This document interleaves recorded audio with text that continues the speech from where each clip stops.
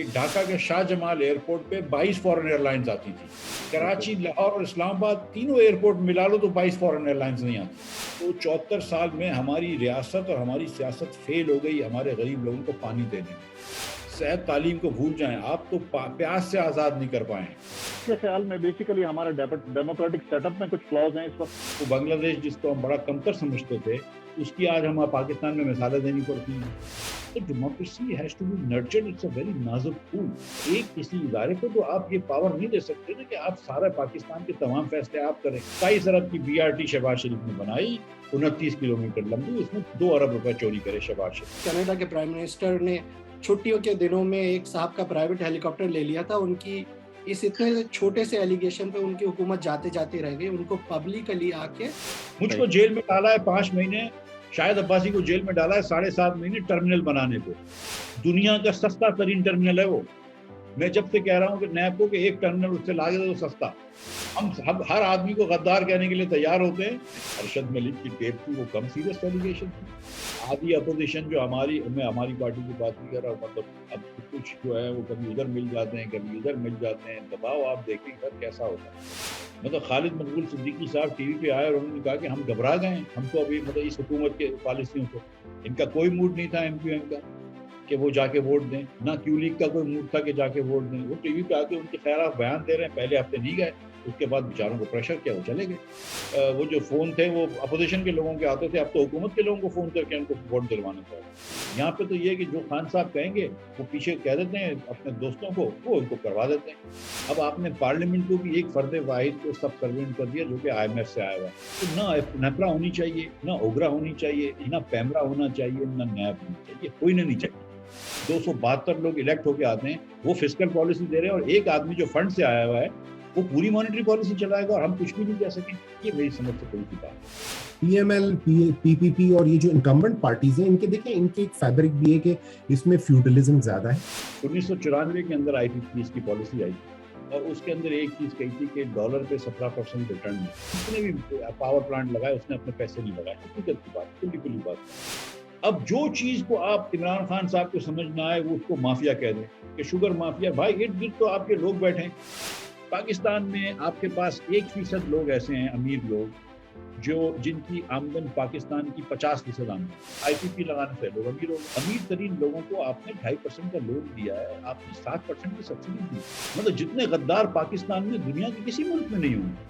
70 सालों में जितना लोन लिया था उसका 60% लोन खान साहब ने सिर्फ 3 सालों में दिया।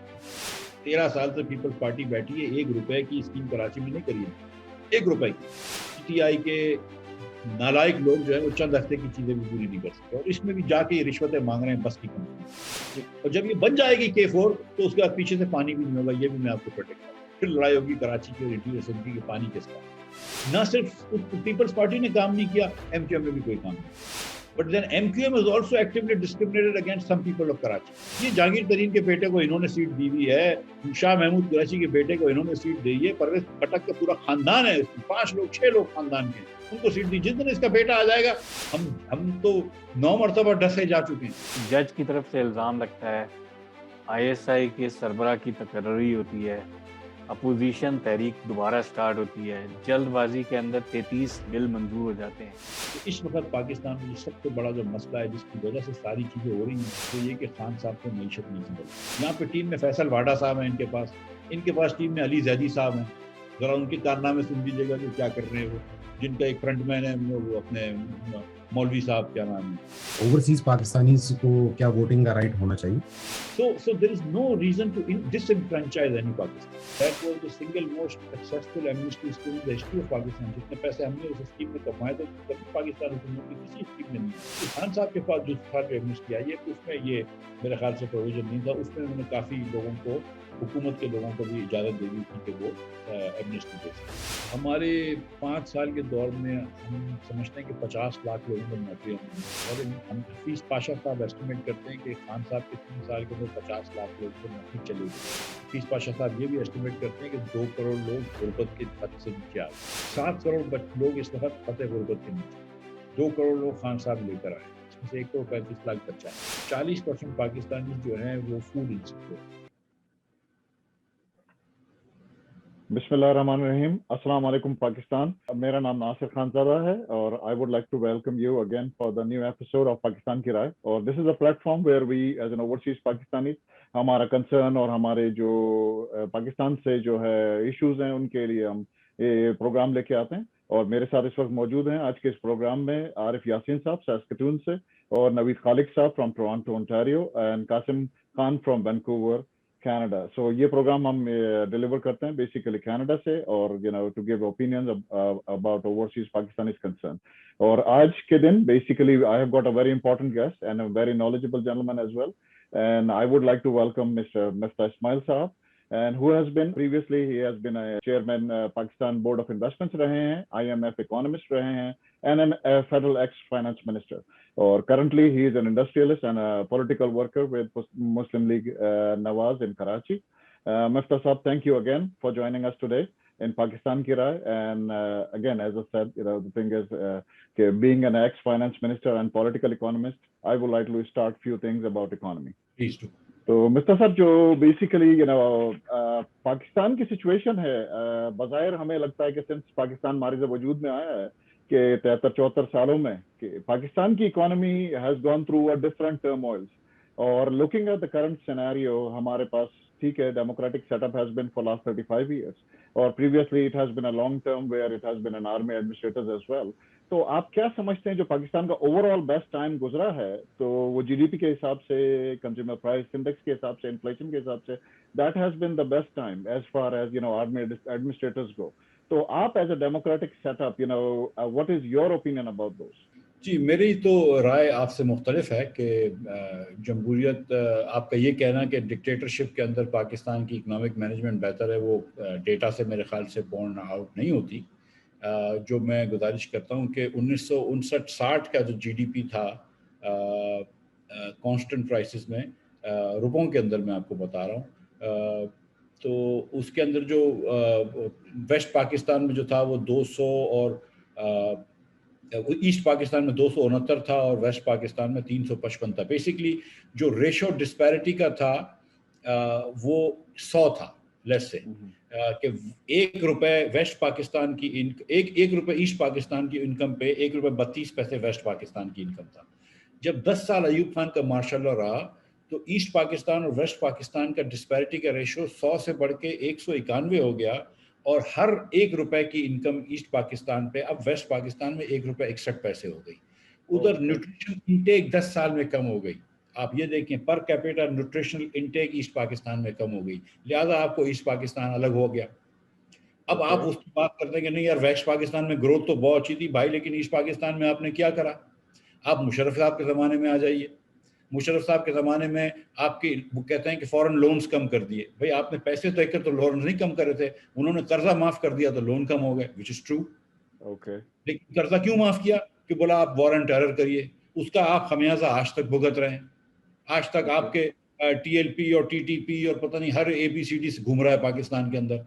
मुशर्रफ, जनरल जिया के से पहले, आप तो खैर सब लोग कनाडा में रहते हैं लेकिन पाकिस्तान में बड़े हुए हैं, आप जनरल जिया उल हक के ज़माने से पहले 1977 से पहले, मैं तो कराची में ही था, आप लोग भी मुख्तलिफ शहरों से होंगे या कराची से होंगे, आप मुझे बताएं कि क्या बंदूकें होती थी हमारे बच्चों के पास, नौजवानों के पास, कि क्लैशनकॉफ होती थी? आपने कभी नाम सुना था?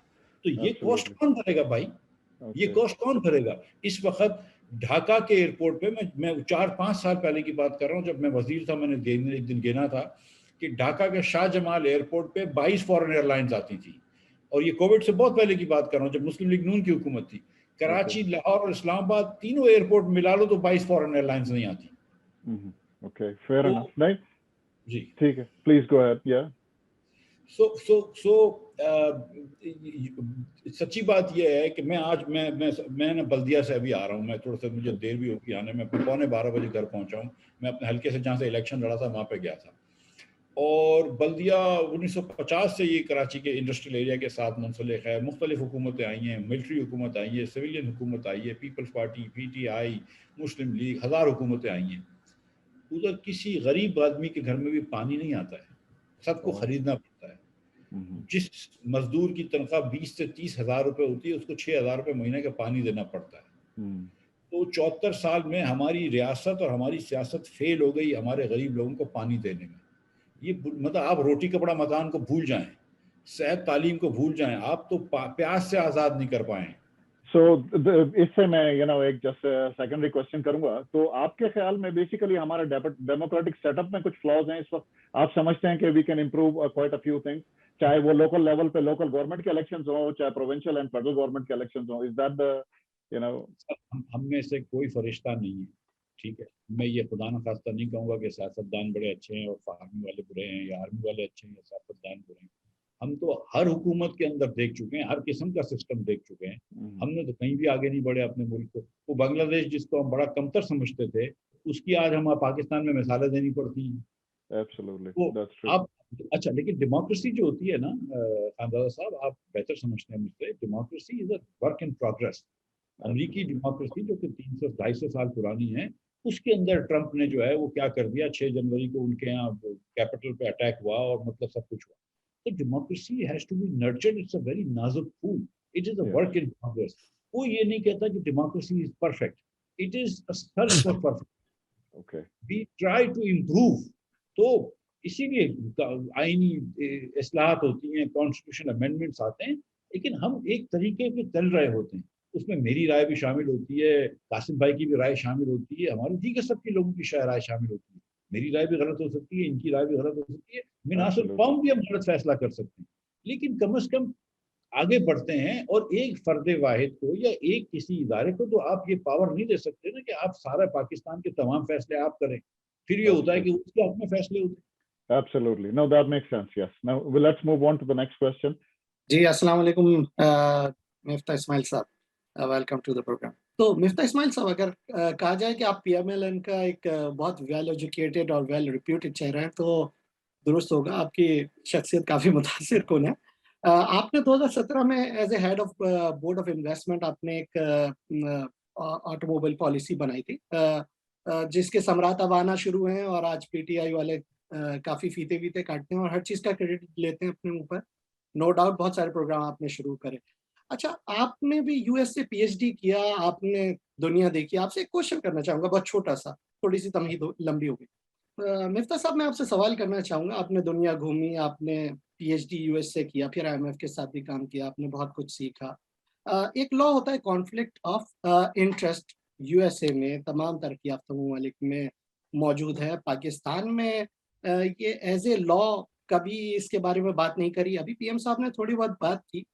अच्छा, आप फाइनेंशियल एडवाइज़र रहे, फिर आप फाइनेंस मिनिस्टर रहे, और फिर एक कामयाब कारोबारी शख्सियत भी हैं आप। तो मैं ये कहना चाहूँगा कि जब आप इन पावर आए, आप जब फाइनेंस मिनिस्टर बने, आपको नहीं लगा कि आपके पास एक तरफ तो आप कारोबारी हैं, दूसरी तरफ आपकी तालीम इतनी ज़्यादा है, और तीसरी तरफ आपके पास इतनी पावरफुल मिनिस्ट्री है, आप इंसाफ कर सकेंगे? अब पीएम साहब इमरान खान साहब, नंबर 2 क्वेश्चन, अब पीएम इमरान खान साहब इस बारे में कुछ बात कर रहे हैं। अगर कल को आपकी गवर्नमेंट दोबारा आ जाती है, क्या आप समझते हैं कि आप इस चीज़ को आगे बढ़ाएँगे, इस लॉ को फेडरल लॉ बनाएँगे? प्लीज़। जी, अच्छा, अरे भाई, सच्ची बात है कि मुझे इस बात का 100% इल्म नहीं है कि कॉन्फ्लिक्ट ऑफ लॉ का कोई कानून पाकिस्तान में है। गालिबन होगा मेरे ख्याल से कहीं ना कहीं किताब में, लेकिन मुझे इस बात का इल्म नहीं है। जी, जी, अभी नहीं है, वो शायद फेडरल में लाना चाह रहे हैं और उस पे बहस शुरू होने वाली है। मुझे मुझे इतना याद है कि मेरी दूसरी या तीसरी ईसीसी की मीटिंग थी, जी, तो कोई कोई प्लास्टिक की कोई बात हो रही थी जिससे मेरा कोई ताल्लुक था, मेरे जी, बिजनेस का। तो मैं मीटिंग से उठ के बाहर चला गया और हमने वो ठीक है, रिकॉर्ड करा दी कि मैं मीटिंग में भी नहीं बैठा तब कि हमको पता भी ना चलेगा कौन क्या कह रहा है। ठीक है, और इसके अलावा मेरा स्वीट टॉफी का काम है, ठीक जिसका है। कोई इतना कोई लंबा कॉन्फ्लिक्ट ऑफ न इंटरेस्ट है नहीं हुकूमत से। नहीं, नहीं, नहीं, बिल्कुल ये बात नहीं है। आप एक लिस्टेड कंपनी के मालिक हैं और इतना अल्लाह स्वीट टॉफ़ी का बहुत काम इतना छोटा भी नहीं होता। अल्लाह ताला की बहुत मेहरबानी है, मतलब वो उसमें खुदा ना खास्ता वो नहीं कह रहा हूँ मैं, जी, लेकिन इसमें कॉन्फ्लिक्ट कोई ऐसा लेकिन बात बाजार सिर्फ़ आप तक नहीं ठहरती, बात तो आपके प्राइम मिनिस्टर साहब जो थे वो भी इंडस्ट्रियलिस्ट थे, आपके सीएम साहब भी इंडस्ट्रियलिस्ट थे, खाकान अब्बासी साहब भी थे, आप भी बिज़नेसमैन थे। Conflict of interest is there sir. आपके हाथ में पॉलिसी है, आपके हाथ में पावर है। नहीं, मैं गुजारिश करता हूँ अगर जवाब आप सुनने तो मेरा तो खैर मतलब ये कि कोई इससे वो नहीं था। मैं एक चीज़ जो थी, जब मैं वज़ीर बना फाइनेंस का, तो मैंने उस वक़्त ये कहा था, उस वक़्त मेरे कंपनी के मैं 70 करोड़ रुपए वो निकलते थे, 70 या 55, I am not so sure, income tax के रिफंड्स और दीगर दीगर, मतलब इनकम टैक्स के 55 थे और सब मिलाकर 70 करोड़ रुपए के रिफंड निकलते थे। ठीक। तो मैंने कह दिया था कि जब तक मैं वज़ीर रहूँगा मेरी कंपनी को कोई भी रिफंड नहीं मिलेगा। ठीक तो है। ये एक हमने कह दिया था। जहाँ तक शायद खाकान अब्बासी साहब एयर ब्लू के 16% के उनके शेयर, हर किस्म का झूठ। वो एक शाहीन शवाई साहब हैं जर्नलिस्ट, उन्होंने भी एक झूठ लिखा कि न्यूयॉर्क की इन्होंने फ्लाइटें इसलिए बंद कर दी पीआईए की कि शायद अब्बासी को अपना जहाज उधर भेजना है, ना उनकी एयरलाइन के पास वो जहाज है जो भेज जा सकता है, ना आज तक उन्होंने भेजा। और न्यूयॉर्क के अंदर आज तक मेरे ख्याल से पीआईए गालिबन अब नहीं जाती है, शायद कनाडा जाती है लेकिन न्यूयॉर्क नहीं जाती। आप बंद हमने जब पहली मरतबा बसें बनाई थी न्यूयॉर्क को, अपने लाहौर में बीआरटी बस बनाई थी शहबाज शरीफ ने, तो इमरान खान साहब बड़े यकीन के साथ कह रहे थे कि ये जंगला बस है, वो इसलिए बनाई गई। लोग बोलते थे कि इत्तेफाक स्टील इनके फाउंड्री जो भी इनकी थी, लेकिन उसको बंद करे तो मतलब 15 साल 20 साल हो गए। तो उससे पहले 20 साल पहले से बंद थी, मुशर्रफ साहब के ज़माने से बंद थी। ठीक है। वो बंद उसमें, और वो ज़मीन भी चले गई थी, वो तो बैंक ने ले ली थी, नीलाम हो चुकी थी। लेकिन आप वो बात कर रहे हैं, और उस पे 27 अरब रुपए पे इमरान खान साहब को यकीन मुहक्कम था कि उसमें शहबाज शरीफ ने चोरी करी है। ठीक है। बल्कि मेरे बड़े दोस्त हैं जो पीटीआई वाले थे, बोलते हैं हाँ शहबाज शरीफ ने चोरी करी है। मैं तो उस जमाने में पंजाब में ही काम करता था, तो मुझे खैर पता है उसकी हकीकत। लेकिन मैं आजकल मानने लगा हूँ कि हाँ उसमें 2 अरब रुपए शहबाज शरीफ ने चोरी करे, मान लेते हैं इसे। तो याद रखिए कि 27 अरब की बीआरटी शहबाज शरीफ ने बनाई, 29 किलोमीटर लंबी, उसमें 2 अरब रुपए चोरी करे शहबाज शरीफ, और नवाज शरीफ का भी नाम दे देते हैं, कोई बात नहीं, चलो इमरान खान को।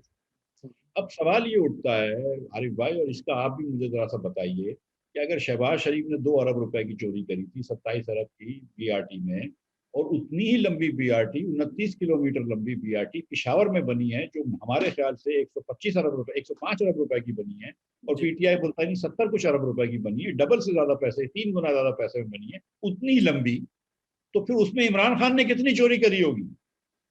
और दोयम सवाल यह है कि भाई उसकी इन्वेस्टिगेशन आपने क्यों रुकवा दी? आपने रुकवा दी इन्वेस्टिगेशन, और उसके बाद फिर आपने सुप्रीम कोर्ट चले गए आपके इन्वेस्टिगेशन ना करो। अगर आप इतनी अकाउंटेबिलिटी करने के दिल में थे तो सबसे पहले तो वो कहते हैं ना चैरिटी बिगिंस विद होम, ये तो कौन सी अकाउंटेबिलिटी हुई? जब मक्के के अंदर शराब की बैन, मदीने शरीफ के अंदर जब शराब की बैन आई थी, तो मुसलमानों ने सबसे पहले अपने ऊपर ये बैन लगाया था। ये थोड़ी कहा था बाकी लोगों को कि तुम लोग शराब पीना छोड़ दो, कुरान में आया है, हम बाद में छोड़ेंगे। तो इमरान खान को अगर अकाउंटेबिलिटी करनी है तो पूछे ना, जाके पेशावर के अंदर कौन सी अकाउंटेबिलिटी करी है। ठीक है। उसके बाद आपने कॉन्फ्लिक्ट ऑफ इंटरेस्ट की बात करी। अब मुझे बताया हम कहाँ जीतते हैं। अगर नवाज शरीफ के बेटे पाकिस्तान में काम करते हैं तो बोलते हैं कॉन्फ्लिक्ट ऑफ इंटरेस्ट है, नवाज शरीफ के बेटे बाहर काम करते हैं बोलते हैं बाहर चले गए, और ये इमरान खान बोलता है जिसके सब बच्चे बाहर रहते हैं पाकिस्तान के। आपने क्या बोले यार, कोई हिपोक्रेसी की इंतहा हो गई। नहीं, तो वो भी मावरा लॉ नहीं है। यहाँ पे मैं आपको कथा कलामी करूंगा। यहाँ पे कनाडा के प्राइम मिनिस्टर ने छुट्टियों के दिनों में एक साहब का प्राइवेट हेलीकॉप्टर ले लिया था। उनकी इस इतने छोटे से एलिगेशन पे उनकी हुकूमत जाते जाते रह गई। उनको पब्लिकली आके माफी मांगनी पड़ी और बहुत मुश्किल से उनकी हुकूमत बची। जबकि हमारे प्राइम मिनिस्टर साहब, सीएम साहब एक प्राइवेट जेट में दांत निकाल के तस्वीरें बनवाते हैं, घूमते भी हैं। But there should be a law which could stop this practice। तो आप अगर गवर्नमेंट में आए तो आप इस चीज को प्रोसीड करेंगे? भाई बहुत सारे कवानीन हैं, और मैं आपसे फिर गुजारिश कर रहा हूँ, मैं आपको अपनी एग्जांपल दे देता हूँ और फिर इमरान खान की भी एग्जांपल दे देता हूँ। एक दिन मैं और शाहिद अब्बासी साहब जब दोनों वजीर थे तो मियाँ नवाज शरीफ के साथ गए हम लोग कुवैत। कुवैत वाले हम लोग को वीज़ा नहीं देते थे, तो मियाँ नवाज शरीफ कहे कि यार वो शेख को समझाएं कि भाई पाकिस्तानियों को वीज़ा दें। तो हम लोग जब वीज़ा पे वो नहीं माने बहरहाल, लेकिन जब हम लोग सुबह रात को, जिस दिन सुबह आने वाले थे, तो रात को जब कमरे में पहुंचे तो घड़ियां रखी हुई थी हमारे कमरों में। तो जब सुबह में नीचे उतरा तो मैंने शाहिद भाई को कहा, शाहिद अब्बासी साहब को, कि सर घड़ी मिली है मुझको, आपको भी मिली होगी। तो उन्होंने कहा यार खर्चा हो गया मेरे तो 2-2.5 लाख रुपए का। मैंने कहा क्यों? बोलता यार जाके तोशा खाने में जमा कराएंगे तो उतने का बिल आए। मैंने कहा यार ये बात तो है। तो हम आए और हमने तोशा खाने में जमा करा दी। हमने तोशा खाने में जमा करा दी। उसने कहा भाई 1.5 लाख रुपया दे दो। हमने 1.5 लाख रुपया दे दिया, और 1.5 लाख से ज्यादा की घड़ी। तो आज तक घड़ी रखी हुई है मेरे पास, ठीक है, जी पहनी कभी भी नहीं है लेकिन वो रखी हुई है। और मैंने हिसाब भी करके देख लिया तो मेमोनी तो घड़ी उससे महंगी थी 1.5 लाख से, 1,45,50 जो भी हज़ार थे मैंने जमा करा दी, घड़ी रखी। एक ये तरीका है। शायद अब्बासी ने भी जमा कराया, नवाज शरीफ को जब भी गिफ्ट मिले उसने जमा कराया, उसके बाद पैसे से खरीदना है तो खरीद लिया, बिल्कुल ठीक है। एक मरतबा मैं जब ये आपने ऑटो पॉलिसी पे शुरू करा था, मैं उसकी बात कर दूं। मैं गया एक पाकिस्तान में गाड़ी का car company, Japanese car company पे जब निकल रहा था तो उसने मेरे आदमी के हाथ में एक थैली दे दी। मेरे साथ एक असिस्टेंट था बोर्ड ऑफ इन्वेस्टमेंट का, उन सबको पता थी कि मैं पॉलिसी लिख रहा हूँ। उसने थैली दे दी तो मुझे समझ में आ गया कि उसमें गिफ्ट है। मैं गाड़ी में बैठा, मैंने खोला तो उसमें एक परफ्यूम था और एक घड़ी थी गोल्ड की। परफ्यूम मैंने रख लिया, गोल्ड की घड़ी जो थी वो मैंने एक दिन सोचा कि मैं क्या करूं इसके बारे में, कि तोशा खाने में जमा कराऊं या इसको वापस करूं, लेकिन मैंने कहा बेस्ट है कि वापस करूं। तो मैंने एक बड़ा पोलाइट सा लेटर लिखा कि हालांकि जापानीज को बुरा नहीं लगे कि भाई आपका बहुत शुक्रिया, आपने मुझे ये तोहफा दिया, लेकिन मैं हुकूमत पाकिस्तान का मुलाजिम हूँ, मैं तनख्वाह नहीं लेता था लेकिन बहरहाल मुलाजिम हूँ, तो मुझे इजाजत नहीं है ये रखने की, लिहाजा ये घड़ी आप वापस करें। परफ्यूम अलबत्ता मैंने रख लिया ताकि उनको बुरा भी ना लगे। जी ठीक और परफ्यूम की मुझे जरूरत भी थी, गोल्ड की घड़ी वैसे भी अब मैं कहाँ पहनूंगा, तो वो घड़ी हमने वापस कर दी। ये तरीका होता है सर। इमरान खान साहब गए सऊदी अरब, अब वो तोशा खाने से गिफ्ट लेकर आए, बोलते नहीं उसने कहा सीक्रेट है गिफ्ट। भाई कोई सीक्रेट नहीं होता, प्राइम मिनिस्टर को तो पता भी नहीं थी। जब आप वापस इधर आते हैं ना तो उनकी एम्बेसी आपकी एम्बेसी को देती है गिफ्ट। आप तोशा खाने में जमा कराएं, तोशा खाने से आपको खरीदना है, उसको पैसे दे खरीद लें, आपके पास राइट ऑफ फर्स्ट रिफ्यूजल है। नहीं खरीदना तो ये अमेरिका में भी होता है, नहीं खरीदना तो अल्लाह अल्लाह खैर। इसमें कोई अब अगर आप इतनी सी छोटी सी बात में भी झूठ बोलते हैं, इतनी सी छोटी बात में भी आप दयानत नहीं जारी नहीं कर सकते। और ये कोई मैंने कोई एहसान नहीं किया कि घड़ी जमा करा दी, मैंने कोई एहसान नहीं किया कि घड़ी उसको वापस कर दी। मतलब शर्म आनी चाहिए अगर मैं ये इसको एहसान समझूंगा कि मैं चोरी ना करूँ, ठीक है, ये तो बेसिक होनी चाहिए। लेकिन खान साहब से ये भी नहीं हो रहा। तो कॉन्फ्लिक्ट ऑफ इंटरेस्ट के बहुत सारे कवानीन होंगे और अगर कभी कानून साजी की कमी हो जाएगी तो वो भी कर लेंगे। लेकिन मैं आपको ये बता रहा हूँ कि अल्लाह ताला की मेहरबानी से आज 3 साल 4 महीने हो गए हमारी इमरान खान की हुकूमत को आए हुए, हमको गए हुए 3 साढ़े 3 साल हो गए। एक केस ये प्रूव नहीं कर सके, एक केस ये ला भी नहीं सके। ये कहते हैं ना नवाज शरीफ ने चोरी करी है, मैं ये नहीं कहता हूँ कि एविडेंस दो, मैं कहता हूँ बताओ किधर चोरी करी है। जितने के हमने रोड बनाए थे, क्या तुमने उससे एक पैसा का सस्ता रोड बनाया? तो सारा दिन सीपैक पे हमसे इल्जाम लगाते थे। $5 बिलियन का, मैं सॉरी लंबा वक्त ले रहा हूँ लेकिन आखिरी बात कर दूं, कोई बात इस $7 बिलियन का ML1 हम बना रहे थे, Karachi to Peshawar main line 1। ये वही लाइन बना रहे हैं $9 बिलियन की। अब ये नहीं कह रहे कि वो 2 बिलियन की चोरी कर रहे हैं, ऑब्वियसली नहीं, वो कॉस्ट बढ़ गई, जो भी वजह होगी, ठीक है, लेकिन सस्ती नहीं बना रहे, 2 बिलियन महंगी बना रहे हैं। मुझको जेल में डाला है 5 महीने, शायद अब्बासी को जेल में डाला है 7.5 महीने टर्मिनल बनाने पे। दुनिया का सस्ता तरीन टर्मिनल है वो। मैं जब से कह रहा हूँ कि नैब को कि एक टर्मिनल उससे लागे तो सस्ता। मैंने ऑटो पॉलिसी लिखी है ना, मैं दुआ कर रहा था कि मेरे बहन के बेटों को बड़ा शौक था कि उनको कोई गाड़ी का काम हो जाए, मैं बहन के मना नहीं कर सकता था। नहीं, हमने अल्लाह का शुक्र अदा किया। हमने क्या बेईमानी करी है अल्लाह की मेहरबानी से। जी मिफ्ता साहब, आपने बात की सुप्रीम कोर्ट वगैरह की, तो अभी रिसेंटली गिलगिस्तान के साबिक चीफ जस्टिस राना मोहम्मद शमीम साहब ने एक साकिब निसार साहब के ऊपर नवाज शरीफ और मरियम नवाज के खिलाफ जो करप्शन रेफरेंस में थे उसमें मदाखलत का इल्ज़ाम लगाया है। क्या आपको नहीं लगता कि ये सच है या गलत है? ये एक बड़ा संगीन किस्म का इल्ज़ाम है और बड़ा संगीन मसला है और कौम को सच जानने की ज़रूरत है और इसके लिए कोई इंक्वायरी कमीशन या बाकायदा इंक्वायरी होनी चाहिए। साहब अभी पिछले 2 घंटे के अंदर एक रिकॉर्डिंग भी आ गई है, वो अहमद दुरानी साहब है, महज गालिबन अमेरिका में ही, उन्होंने एक रिकॉर्डिंग दी है साकिब निसार साहब की। आवाज़ तो उन्हीं की लग रही है लेकिन शायद साकिब निसार साहब कह रहे हैं मेरी नहीं है, लेकिन बहरहाल वो रिकॉर्डिंग उनकी और फोरेंसिक ऑडिट भी हो चुका है उसका, और वो फोरेंसिक फर्म भी कहती है कि उन्हीं की रिकॉर्डिंग है, जिस रिकॉर्डिंग के तहत उन्होंने कहा है कि हमसे कहा गया था कि नवाज शरीफ को गिल्टी करो, इमरान खान को इलेक्शन जिताना है, और कि मैं नहीं समझता कि मेरिट पे, ये साकिब निसार साहब की आवाज़ है और दूसरे साहब जिनको जो इंस्ट्रक्शन दे रहे थे, कि मैं नहीं समझता हूँ कि मेरिट पे मरियम नवाज शरीफ की सजा बनती है, लेकिन बहरहाल चलो अब दे दो, क्योंकि आप जुडिशरी कहाँ इंडिपेंडेंट रहेगी, वो जो कह रहे हैं वो कर लो। ये साकिब निसार साहब की आवाज़ में ये टेप आई है आज। तो बातें तो भाई बड़ी संगीन है। देखिए, आपने भुट्टो साहब को फांसी लगाते, उसके 10 साल बाद कोई जज साहब आके कहते हैं कि यार गलती हो गई। मतलब ये बात हो चुकी है इस पाकिस्तान के अंदर। बिल्कुल बिल्कुल बिल्कुल। मुनीर से लेकर अल्लाह की मेहरबानी तक जस्टिस जो भी जितने भी आए हैं, कभी कोई खड़ा नहीं रहा है। हम जो है ना वो कहते हैं ना ट्रूथ टू पावर, आजकल अमेरिका में बड़ी बात करते हैं कि we speak truth to power, we always speak the truth of the powerful. ठीक है, सही। हम हर आदमी को गद्दार कहने के लिए तैयार होते हैं, लेकिन we only speak the truth of the powerful. अब इसके अंदर अरशद मलिक साहब एक जज थे, अल्लाह ताला उनको जन्नतुल फिरदौस में जगह अता पड़े और उनके गुनाहों को माफ करे।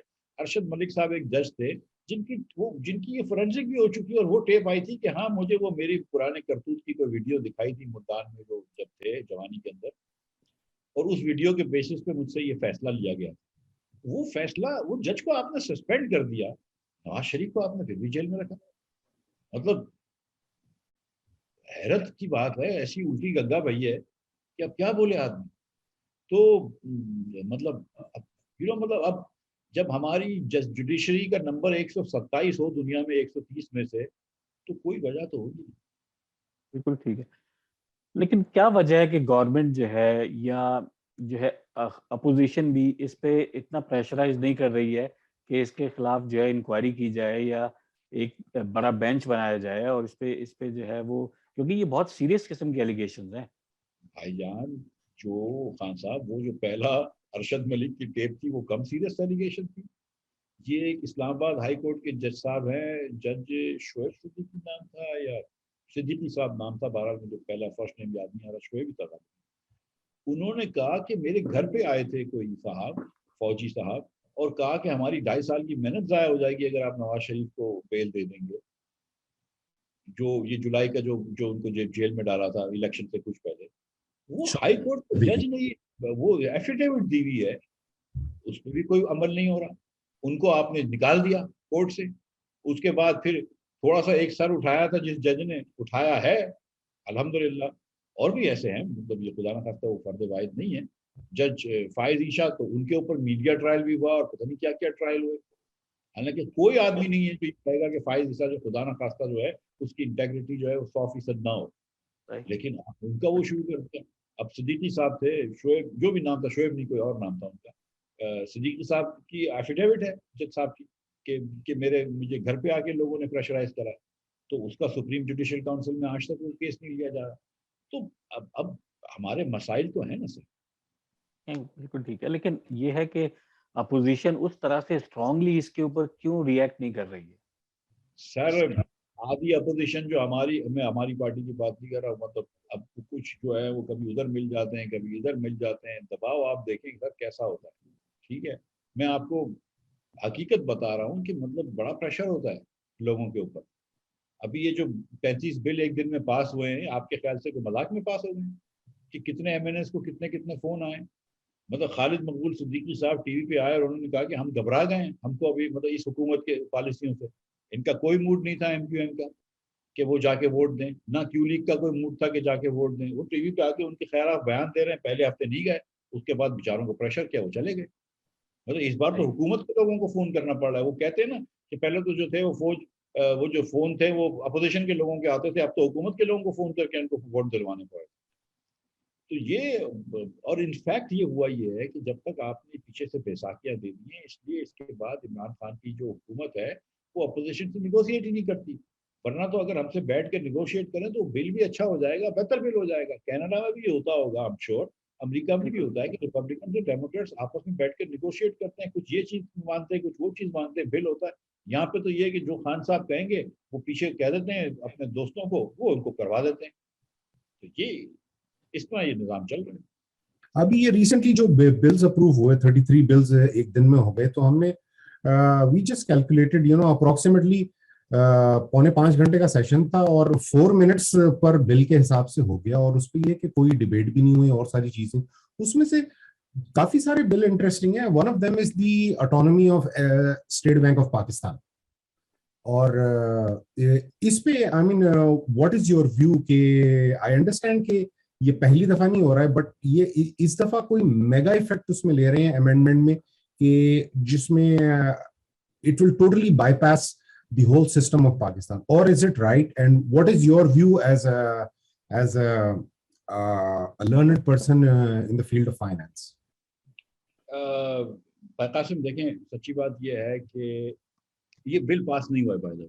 ये शुरू में हुकूमत के लोगों को भी नहीं पता थी, लेकिन ये बिल नहीं था इसके to the best of our knowledge. इतनी जल्दी इन्होंने इतने बिल पास कराए कि इनको भी समझ में नहीं आया कि कौन सा बिल पास हुआ है कौन सा नहीं हुआ। ये बिल नहीं हुआ पास। जो ऑटोनॉमी का जो बिल है ना, स्टेट बैंक की ऑटोनॉमी मुशर्रफ साहब के ज़माने में, जब इशरत हुसैन साहब हुआ करते थे वहाँ पे, उससे पहले मोहम्मद याकूब साहब होते थे, तो काफ़ी ऑटोनॉमी हो गई थी स्टेट बैंक। स्टेट बैंक की एक अपनी मॉनेटरी पॉलिसी कमेटी होती है जो डिसाइड करती है इंटरेस्ट रेट, और एक्सचेंज रेट का जो है वो भी स्टेट बैंक डिसाइड करता है। और स्टेट बैंक इसके अलावा और क्या इंडिपेंडेंस हो सकती है कि जब आप खुद डिसाइड कर रहे हैं कि इंटरेस्ट रेट क्या है, आप डिसाइड ओपन मार्केट ऑपरेशन भी आप डिसाइड कर रहे हैं कि आपने हुकूमत की कितनी डेट खरीदनी है नहीं खरीदनी, आप पॉलिसी रेट डिस्काउंट रेट खुद डिसाइड कर रहे हैं, और आप एक्सचेंज रेट डिसाइड कर रहे हैं। तो ये इंडिपेंडेंट पहले भी थी। जो मसला इस वक्त है वो independent state bank as institution का नहीं है। मसला हो गया कि एक फर्द वाहिद को आप कितनी इंडिपेंडेंस दे रहे हैं, जिसको लोग कहते हैं कि उसको आप क्या बोलते हैं, लॉर्ड गवर्नर नहीं बल्कि वाइस रॉय बना रहे हैं। कि अब ये इनकी जो तनख्वाह या इनकी टर्म्स ऑफ एम्प्लॉयमेंट भी जो कमेटी सेट करेगी उसके चेयरमैन भी वो खुद होंगे। इनके ऊपर कोई इन्वेस्टिगेशन करनी होगी तो इन्वेस्टिगेशन भी इनसे इजाजत लेके होगी।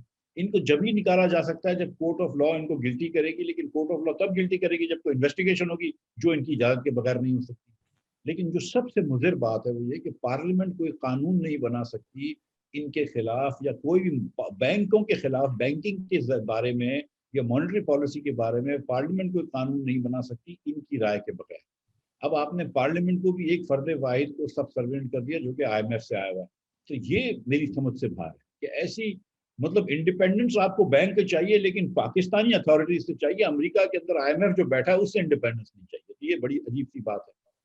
दूसरी बात ये है कासिम भाई, जो मेरी अपनी मुशाहिदे की बात है, जो मैं हुकूमत में रह के जो थोड़ा बहुत सीखा हूँ, कि ये बहुत सारे रिफॉर्म जो थे ना, Asian development bank, world bank ने वेल मीनिंग रिफॉर्म से मुशर्रफ साहब के ज़माने में हुए, जिसमें ओगरा बनी, नेपरा बनी, नैब बनी। नैब तो कभी भी वेल मीनिंग नहीं था, मुशर्रफ साहब की उस वक्त भी नीयत साफ नहीं थी, लेकिन नेपरा, ओगरा, पैमरा वगैरह में नीयत ठीक थी। लेकिन ये कोई इदारे पाकिस्तान की जेनेसिस के हिसाब से नहीं है।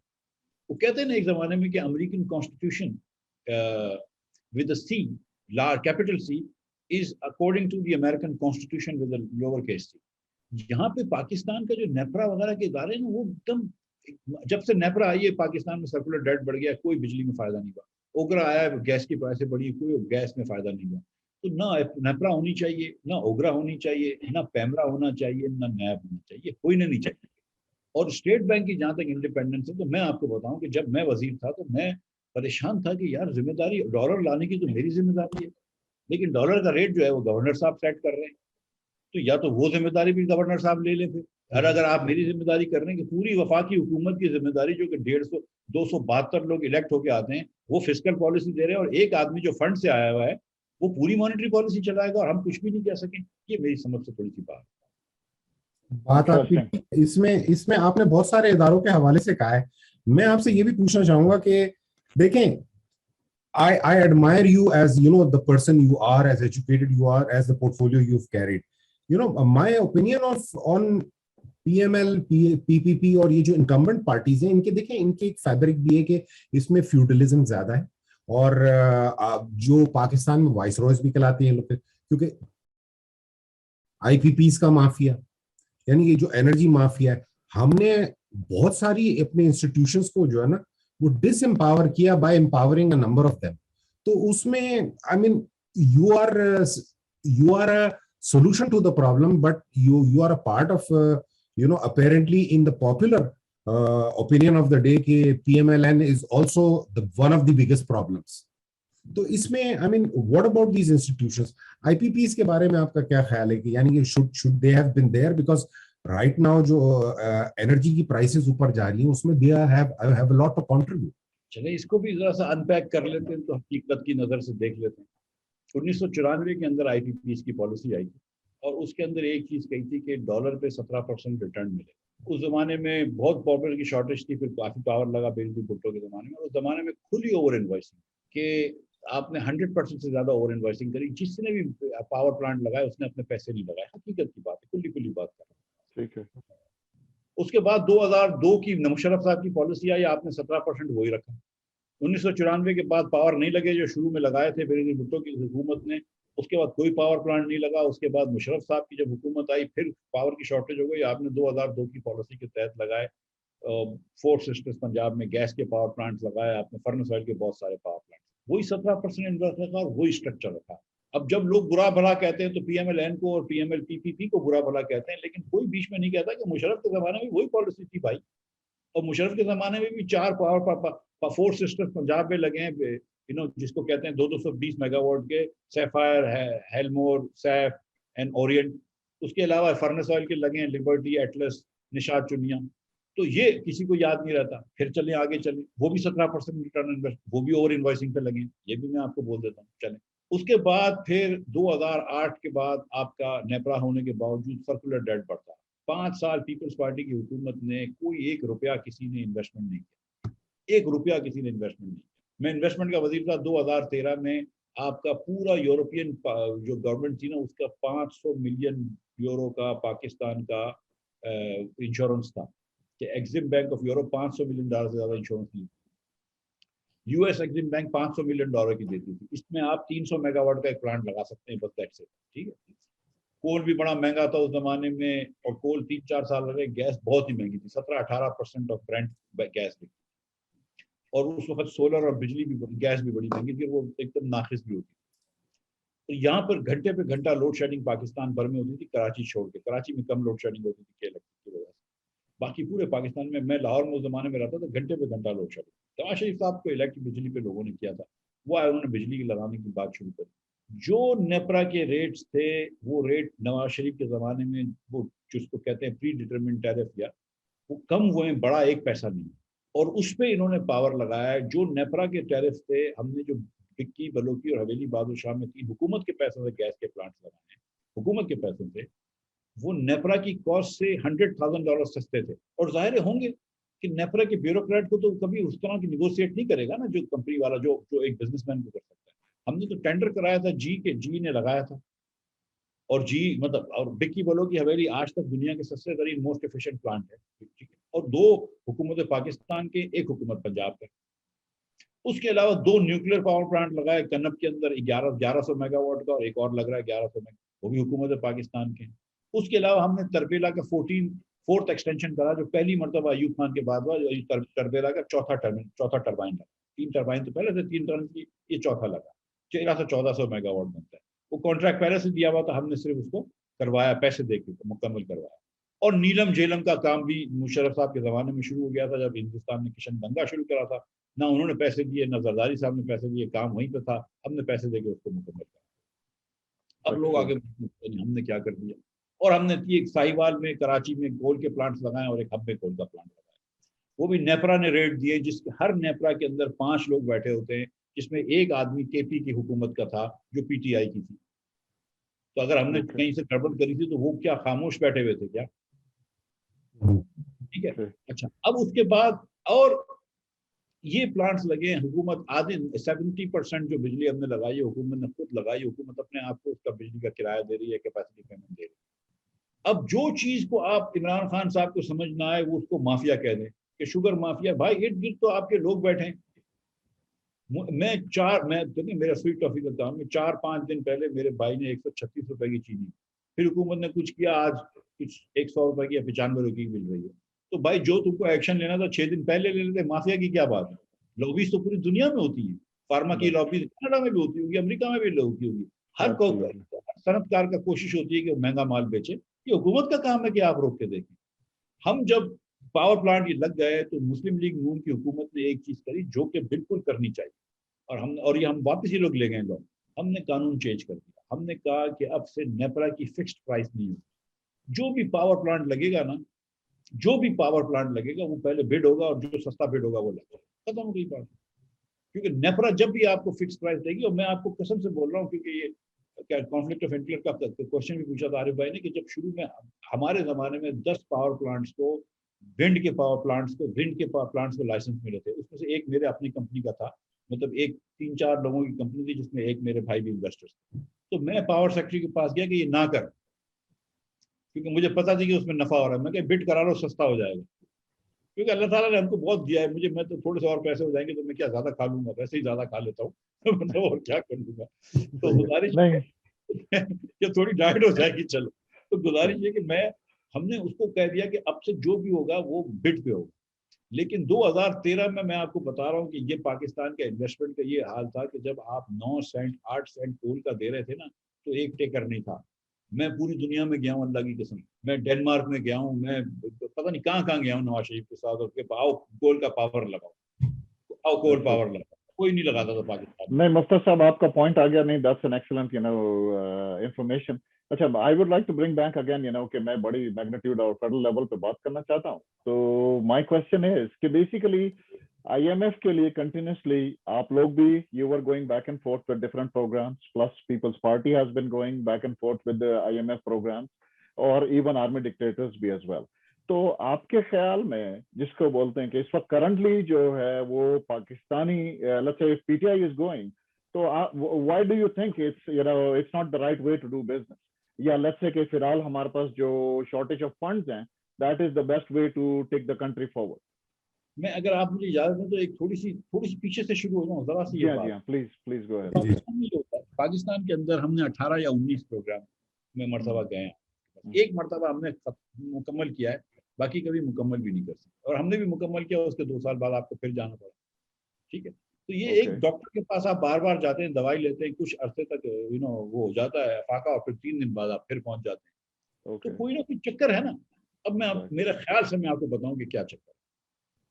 पाकिस्तान में आपके पास 1% लोग ऐसे हैं, अमीर लोग, जो जिनकी आमदन पाकिस्तान की 50% आमदन, That's right.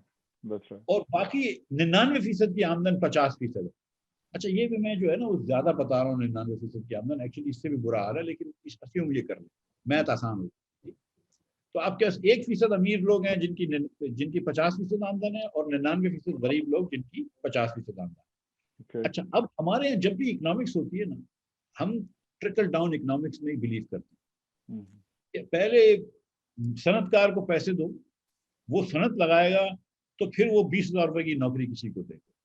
This is the only method, whether it is Peoples Party, Muslim League, PTI, army, कोई और पार्टी हो, किसी को इसके अलावा समझ ही नहीं है हम लोग। ठीक है, यही हमारी एक समझ आती है। ठीक है, हमारी ब्यूरोक्रेसी को ये समझ है, हम सबको यही समझ है। ठीक है, Mhm. मैं इसमें मुनासिब इसमें शामिल हूँ, मैं अपने आप को जरा भी, तो आपके ख्याल में that is the right solution और that is the right action?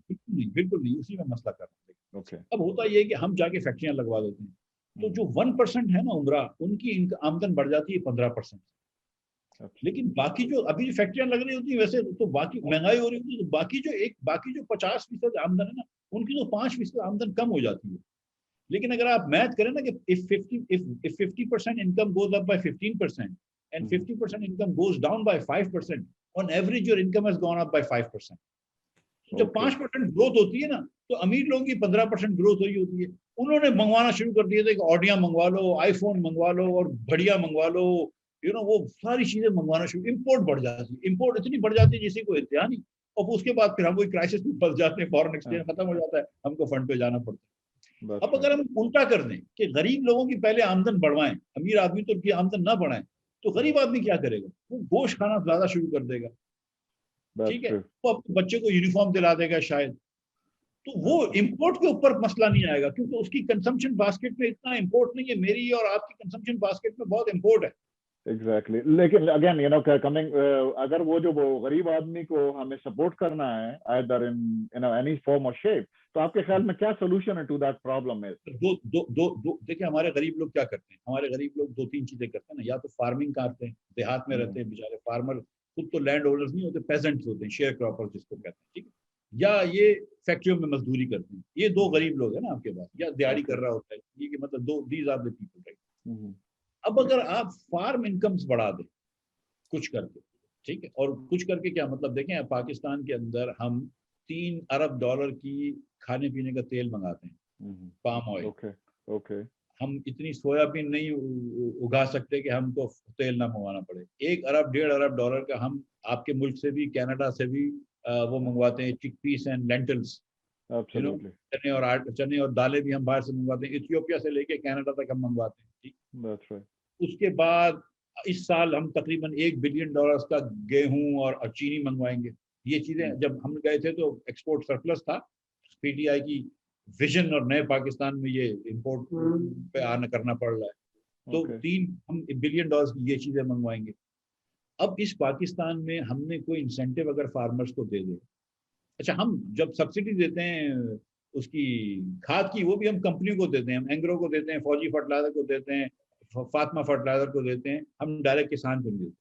अगर हम Okay. डायरेक्ट किसान को कुछ इंसेंटिव दे दें कि जिससे हमको सोयाबीन भी मिल जाए, हमको चिकपीस और लेंटर भी मिल जाए, और उसको भी 4 पैसे मिल जाएं, तो हमारा इंपोर्ट भी बच जाएगा और वो भी पैसे वाला हो जाएगा। वो पैसे वाला हो जाएगा तो फार्मर जो है वो जाके एप्पल आईफोन नहीं खरीदेगा, ऐसा ही है। वो जाके मतलब वो अपने बेटे के लिए एक जूते खरीद लेगा, हो सकता है अपनी नहीं, बेटी को एब्सोल्युटली। खरीद दे, तो वो अच्छा चलता है। फिर उसके बाद आपको इंडस्ट्रियल मजदूर को कुछ करके देना है आपने, आप कम से कम स्कूलें बेहतर कर दें, उसकी लाइफस्टाइल अच्छी हो जाती है। आप हेल्थ बेहतर कर दें, उसकी लाइफस्टाइल अच्छी हो जाती है, स्कूल उनको कह दें। और जब ये देखें, ये कोई मैं वो नहीं हूँ, मैं तो थोड़ा बहुत इधर उधर किसी से आपसे सुन लिया, दोस्तों से सुन के पढ़ के कुछ बात कर लेता हूँ। तो ये अभी मैं आजकल भी एक किताब पढ़ रहा हूँ। जेल में जाने का एक फायदा ये हुआ था कि इतनी सारी किताबें पढ़ी थी, कुछ चीजें सब आ गई। तो अभी मैं आजकल किताब पढ़ रहा हूँ, तो उसमें ये था कि इंडोनेशिया, थाईलैंड, ये फारिश के खासतौर पे नॉर्थ फारिश के जो ममालिक हैं, जापान, कोरिया, ताइवान ने, चाइना ने, इन्होंने जब रिफॉर्म्स किए, एग्रीकल्चर रिफॉर्म्स किए, उसके बाद जब एग्रीकल्चर प्रोडक्टिविटी बढ़ी तो वो जो सरप्लस था वो इन्होंने मैन्युफैक्चरिंग में लगाया, इधर फिर आपकी जॉब्स आई। ओके, ये दैट चीज मेक्स करें, सेंस। हम तो ये करते ही नहीं है। ऐसा ही हम है। तो ये थोड़ा सा लोन दे दो सेठों को, वो फैक्ट्री थोड़ी सी मराद दे दो, एक चीज थोड़ी सी और मराद दे दो, फैक्ट्री लगा दी, अल्लाह अल्लाह खैर सब।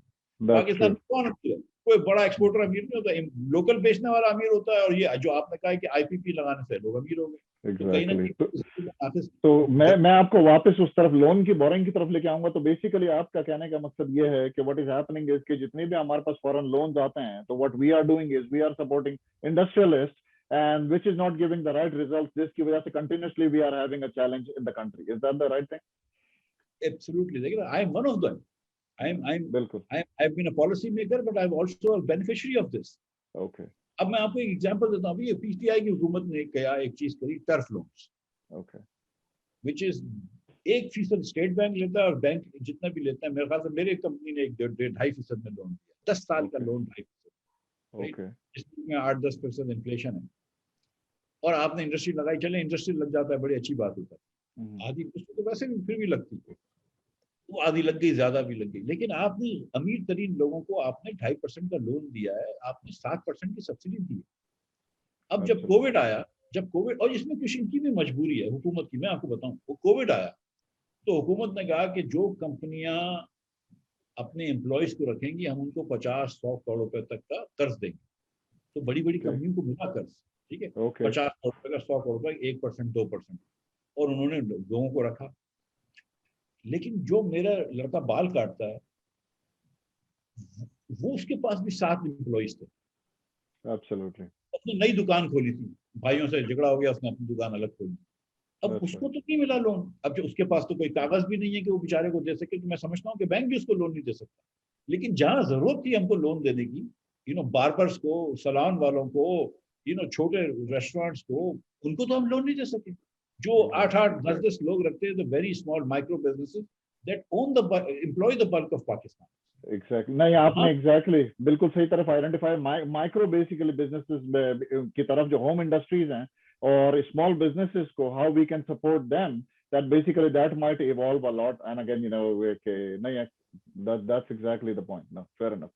मिफ्ता साहब, मैं एक सवाल करना चाहूंगा कि क्या प्रेजेंट गवर्नमेंट के साथ जो भी इस वक्त वो फियास्को चल रहा है, एक्चुअली उसमें ये कि थोड़ी सी पोलराइजेशन है in the process, in the thought process of Nawaz Sharif साहब के, वो प्रो इंडिया सोचते हैं, और बात ये है एस्टेब्लिशमेंट जो है ना वो प्रो नॉट इंडिया सोचते हैं। तो आई मीन इस सारी पोलराइजेशन में आई मीन एक तो ये फैक्टर है जिसकी वजह से बार बार आता है। बट इस पीएमएल पाकिस्तान मुस्लिम लीग यानी कि एबल टू पाकिस्तान का लोन पे ऑफ हो सकता है किसी तरह? दो अलग अलग बातें कही। देखिए मेरी बात, ये कोई भी पाकिस्तानी, हर पाकिस्तानी को, मैं तो एक तो मुझे अच्छा है कि चले नवाज शरीफ के ऊपर कम से कम इल्जाम लगा, तो किसी मेन स्ट्रीम पंजाबी लीडर के ऊपर भी आपने इल्जाम तो लगाया ना, कम से कम गद्दार होने का या प्रो इंडिया होने का। पहले तो ये बेचारे छोटे सूबों के लोगों को लगता था, ठीक है, सिंधियों को, माजरों को, पश्तूनों को, सराइकियों को लगता था, बलोचों को तो अभी तक लगता है, तो चलो कम से कम इनकी बारी आई। 2-4 दिन पहले टीएलपी वालों के ऊपर भी लग गया। फिर हमने आज जाके गुलदस्ता दे के आ गया पीटीआई का लीडर, वो लंबा सा हक करा, इतना लंबा, वो 10 मिनट का हक करा। तो 4 दिन पहले तो वो हिंदुस्तान से वो भी पैसे ले रहे थे, तो ये मतलब ये मोदी भी क्या होता, 4 दिन पहले टीएलपी को पैसे दे रहा था, अचानक लड़ाई कर ली टीएलपी से मोदी ने। क्या पागल है हम लोग, मुझे बताएं कि पागल है। मेरी फैमिली जो है वो हिंदुस्तान से आई है 47 के अंदर। मेरी दादी की कब्र हिंदुस्तान में है, मेरे नाना की कब्र हिंदुस्तान में है। मेरे वालिदैन जब इधर आए थे अपनी पेरेंट्स की कब्र छोड़ के, तो इसलिए आए थे कि उधर जाके हम इधर जाके मोदी से यारी करेंगे। तो अजीब सी बेवकूफ़ी की बात है। मतलब ये कौन सी बात होती है कि हर आदमी को आप जो आपको पसंद नहीं बोले यार ये मोदी का यार हो गया। तब कोई शर्म की बात होनी चाहिए। मतलब जितने गद्दार पाकिस्तान में दुनिया के किसी मुल्क में नहीं होंगे, मतलब जितने इस्लाम के दुश्मन पाकिस्तान में हैं वो दुनिया के किसी मुल्क में नहीं होंगे। हर आदमी को हम काफिर बोल देते हैं, हर आदमी को गद्दार बोल देते हैं, हर आदमी को चोर बोल देते हैं। कमाल है। अब लोन की बात कर रहे हैं भाई, मुझे कनाडा का नहीं पता लेकिन अमेरिका का भी लोन है, तो हर थोड़े दिनों बाद लड़ाई होती है कि लिमिट बढ़ाओ। जापान का लोन है और पाकिस्तान के लोन की परसेंटेज से भी ज्यादा है। हर मुल्क के ऊपर लोन होता है और लोन की कोई मसला नहीं है, as long as you are able to service it and your loan should not grow faster than your country's economy. As long as our economy is growing fast, मेरी अपनी कंपनी है उसके ऊपर बहुत लोन है, लेकिन that's okay as long as I am willing to pay for it and I am willing to, I am able to service it. What's wrong with taking loans? No country will grow without taking loans, तो which is fine. हम loan कभी भी पे नहीं करेंगे, लेकिन जिस रफ्तार से इमरान खान साहब ने लोन बढ़ाया है, शायद अल्लाह करे इस रफ्तार से ना बढ़े। बस ये कि जितना लोन लियाकत अली खान से लेकर नासिरुल मुल्क साहब ने लिया था, वो भी वजीर आजम थे, नासिरुल मुल्क और लियाकत अली खान पहले थे, 71 सालों में जितना लोन लिया था उसका 60% लोन खान साहब ने सिर्फ 3 सालों में दिया। तो इस तेज रफ्तारी से लोन ना बढ़े, बाकी लोन में कोई मसला नहीं। सही है सर। शहर कराची की तरफ चलते हैं। अनफॉर्चुनेटली पीएमएलएन की जब भी गवर्नमेंट आती है, कराची की रिप्रेजेंटेशन तकरीबन ना होने के बराबर होती है, और आप एक वो फाइन चेहरा है कराची का जो पीएमएलएन में एक कुछ करने जैसे ओहदे पर शामिल है। आपसे एक शिकायत है सर कराची वालों को, आप खुद कराची के बेटे हैं, लेकिन इल्ज़ाम ये है कि आपने कभी कराची के लिए कुछ नहीं किया। पीएमएलएन के दौर में जब कराची वालों के पास गटर के ढकने लगाने के पैसे नहीं होते, लाहौर में अरबों रुपए के तफरीह प्रोजेक्ट बन रहे होते, नंबर 1। नंबर 2 ये कि आपका तंजीमी स्ट्रक्चर कराची में क्यों स्ट्रांग नहीं है जबकि दूसरी पार्टियों का स्ट्रांग है? आप लोगों को कराची से कोई इंटरेस्ट नहीं है या कराची वालों को आपसे कोई इंटरेस्ट नहीं है? जरा प्लीज डिफाइन करें। देखिए, सदर मुमलिकत हमारे कराची के थे, ममनून साहब, गवर्नर सिंध हमारे कराची के थे, और उसके बाद फाइनेंस मिनिस्टर जो वजीर आजम के बाद नंबर 2 इम्पोर्टेंट होता है मेरे ख्याल से, मुझे वो मैं कराची का था। ठीक है सर, सर्विसेज की बात हो रही है, क्या हुई कराची मैं सारी बातें करूँ। 5 साल जब नवाज शरीफ साहब या शायद अब्बासी साहब वजीर आजम थे और कभी भी बिजनेसमैनों से मिलते थे, तो अगर 10 बिजनेसमैनों से मिलते थे तो 5 कम से कम कराची से उनका ताल्लुक होता था। उसकी वजह मुझे इसलिए पता है कि लिस्ट भी मैं ही बना। कभी खुदा न खास्ता कराची के खिलाफ कोई डिस्क्रिमिनेशन नहीं हुआ कि अगर येलो टैक्सी स्कीम है तो ऐसा नहीं है कि लाहौर के अंदर ज्यादा लड़कों को लोन मिल गया, कराची में कम। अभी जो प्राइम मिनिस्टर की लास्ट 2013 से 18 की हुकूमत में यूथ स्कीम थी, तो हमें ये पता था कि हमारे सपोर्टर्स ज्यादा वो करेंगे, और क्योंकि हमारे सपोर्टर्स पंजाब में ज्यादा होते हैं तो पंजाब से ज्यादा स्कीमें आएंगी, तो वहां पर भी हमने कोटा लगा दिया कि अपने सूबे के कोटे से ज्यादा ना मिल सके। और इन दी एंड जितने भी लोगों ने कराची से किया, सिंध से किया, बाकी सिंध से किया, बलोचिस्तान से किया, केपी, सबको लोन मिले। सिर्फ पंजाब के लोगों को पूरा अंदाजी करनी पड़ी कि हर आदमी को लोन मिले। मगर आपकी बात फंडामेंटली ट्रू है, क्योंकि कराची से मुस्लिम लीग नून के बंदे इलेक्ट नहीं होते। कराची से हमको ना कराची की हुकूमत मिलती है ना सिंध की हुकूमत मिलती है, तो हमारे हाथ बांधे जाते हैं। अब गुजारिश ये है कि पंजाब में जो 25-27 अरब रुपए की लाहौर में बीआरटी बनी है, वो पंजाब हुकूमत ने बनाई। जो केपी में 125 या 105 या 70 अरब में जितने में भी इमरान खान की गोल्ड प्लेटेड बीआरटी बनी है, इतने पैसों में हम लोग गोल्ड प्लेटेड बना सकते हैं, वो केपी के पैसों से बनी है। लेकिन कराची में सिंध हुकूमत ने अल्लाह की मेहरबानी से कराची के अंदर मुनासिब नहीं समझा। 13 साल से पीपल्स पार्टी बैठी है, 1 रुपए की स्कीम कराची में नहीं करी है, 1 रुपए की। तो ये भी पूरे के पूरी बस की स्कीम जो ग्रीन लाइन थी 3 साल पहले मुकम्मल नवाज शरीफ के हुक्म में हो गई थी, चंद हफ्ते रह गए थे। ये पीटीआई के नालायक लोग जो है वो चंद हफ्ते की चीजें भी पूरी नहीं कर सके, और इसमें भी जाके ये रिश्वतें मांग रहे हैं बस की कंपनियों से। मैं आपको यकीन से कह सकता जी, हूँ। अभी एक केस अब सुन अभी लीजिए एक सर, जी आपने जी बात शुरू की, बात सुन लीजिए। बिल्कुल।